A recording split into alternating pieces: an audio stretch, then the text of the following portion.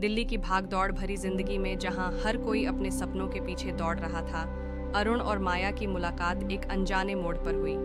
अरुण एक मध्यम वर्गीय परिवार से था, जो एक सॉफ्टवेयर कंपनी में इंजीनियर के तौर पर काम करता था। उसका जीवन एक निश्चित ढर्रे पर चला रहा था। सुबह ऑफिस, रात को थकान और सप्ताहांत में दोस्तों के साथ कॉफी की चुस्कियां। दूसरी ओर माया एक स्वतंत्र आत्मा थी। वह एक फ्रीलांस लेखिका थी, जिसके शब्दों में जादू था। उसकी कहानियां लोगों के दिलों को छूती थीं, लेकिन उसका अपना दिल अभी तक किसी के लिए नहीं धड़का था। उनकी मुलाकात एक किताबों की दुकान में हुई। माया अपनी नई किताब की लॉन्चिंग के लिए वहां थी और अरुण अपनी बहन के लिए एक उपहार खरीदने आया था। माया मंच पर अपनी किताब खामोश लम्हे के बारे में बोल रही थी और अरुण अनायास ही उसकी बातों में खो गया। माया की आवाज़ में एक अजीब सी कशिश थी, जो अरुण को अपनी ओर खींच रही थी। उसने किताब खरीदी और हिम्मत जुटाकर माया से ऑटोग्राफ मांगा। किसके नाम से लिखूं? माया ने मुस्कुराकर अरुण शर्मा उसको थोड़ा हड़बड़ा के कहा, अच्छा अरुण जी, ये किताब आपको पसंद आएगी अगर आप खामोश लम्हों को समझते हैं। माया ने चुटकी लेते हुए कहा। अरुण ने मुस्कुराकर जवाब दिया, मैं कोशिश करूंगा। उस दिन के बाद अरुण ने माया की किताब पढ़ी। हर पन्ने में उसे माया की संवेदनशीलता और गहराई का एहसास हुआ। उसने माया को सोशल मीडिया पर और एक छोटा सा संदेश भेजा, आपकी किताब ने मेरे खामोश लम्हों को आवाज़ दी। शुक्रिया, माया ने जवाब दिया और यूं ही उनकी बातचीत शुरू हो गई। कई मुलाकातों, लंबी बातचीतों और कॉफ़ी डेट्स के बाद अरुण और माया को एहसास हुआ कि वे एक दूसरे के बिना अधूरे हैं। अरुण की सादगी और माया की रचनात्मकता ने उनके रिश्ते को एक अनोखा रंग दिया, लेकिन यह प्रेम कहानी नहीं थी। उनकी राह भी आसान नहीं थी। माया के माता-पिता को अरुण का मध्यम वर्गीय परिवार पसंद नहीं था और अरुण की माँ चाहती थी कि वह एक ऐसी लड़की से शादी करे जो घरेलू हो। माया की आज़ाद ख्याल वाली सोच उनकी माँ को रास नहीं आती थी। मैं तुमसे प्यार करता हूँ माया, लेकिन मैं नहीं चाहता कि तुम्हारे अरुण ने एक दिन गंभीरता से कहा। माया ने उसका हाथ थामते हुए जवाब दिया, अरुण, प्यार का मतलब सिर्फ साथ रहना नहीं है। इसका मतलब है एक दूसरे के लिए लड़ना, और मैं तुम्हारे लिए लड़ने को तैयार हूँ। उनके प्यार ने अरुण को इस और एक सादे लेकिन खूबसूरत समारोह में अरुण और माया एक दूसरे को मिले। शादी के बाद वे दिल्ली के एक छोटे से फ्लैट में रहने लगे।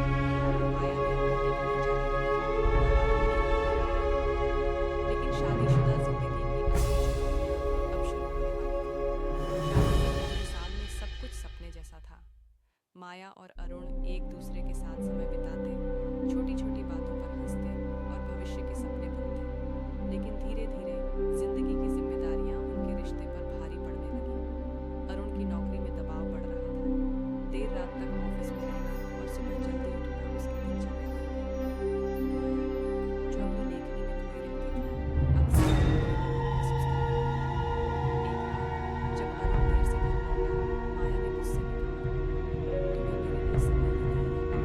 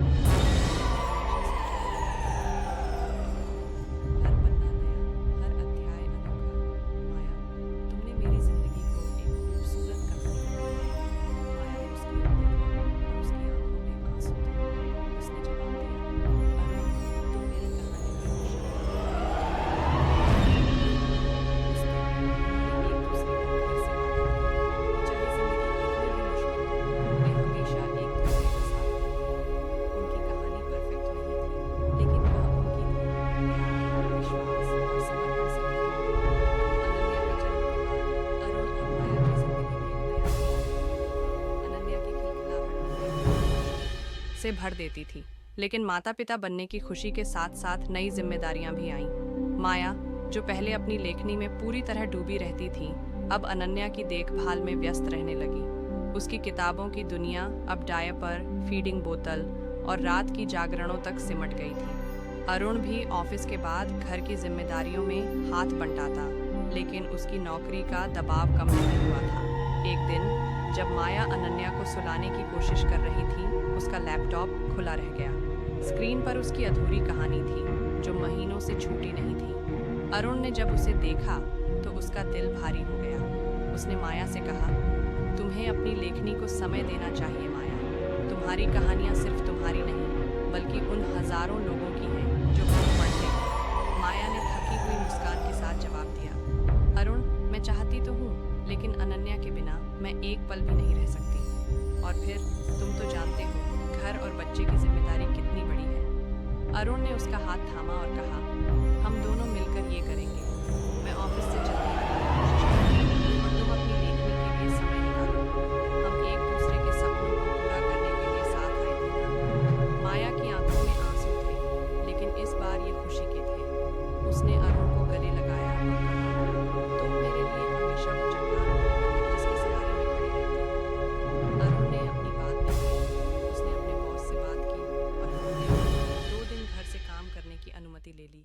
इससे माया को कुछ समय मिलने लगा।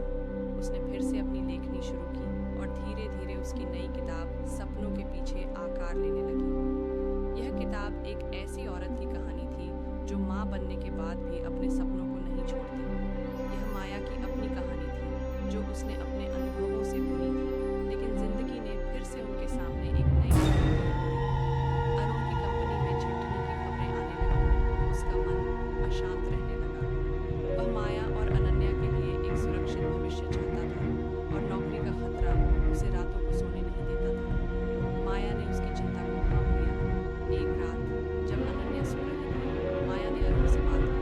अरुण, मैं देख रही हूँ कि तुम बहुत परेशान हो। मुझे बताओ क्या बात है? माया ने प्यार से पूछा। अरुण ने पहले तो टालने की कोशिश की, लेकिन माया के बार बार पूछने पर उसने दिल खोल दिया।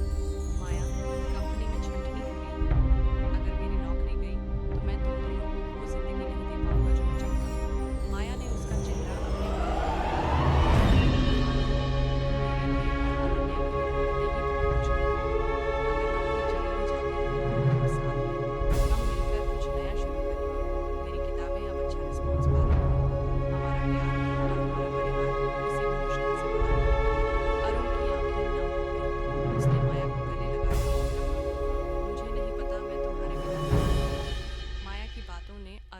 हिम्मत दी। उसने फैसला किया कि वह अपनी जिंदगी को सिर्फ नौकरी के भरोसे नहीं छोड़ेगा। उसने अपने पुराने जुनून, फोटोग्राफी को फिर से जीवंत करने का सोचा। बचपन में वह कैमरे से दुनिया को अपने नजरिए से देखता था,